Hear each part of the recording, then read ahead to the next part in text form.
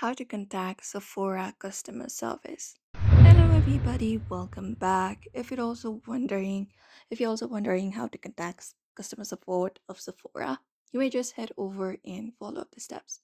So you can directly head over to their customer service website. For that, open up any of the browser and then go ahead and type in support or Sephora customer service and you will be finding the results. So you may look out for the one that may be helpful for you.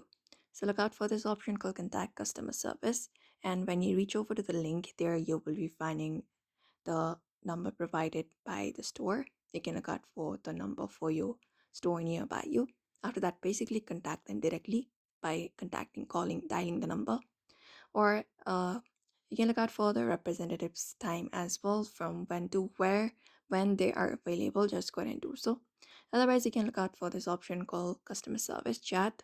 If that option is available to you, you can basically contact them directly through the website by texting them instead, and they should help you with the issue that you have been having with Sephora app, and that's it. So therefore, if you'd also like to basically go ahead and contact customer support of Sephora, you may follow up these steps. So I hope this video was helpful. Give it a thumbs up and subscribe for more tips and tutorials.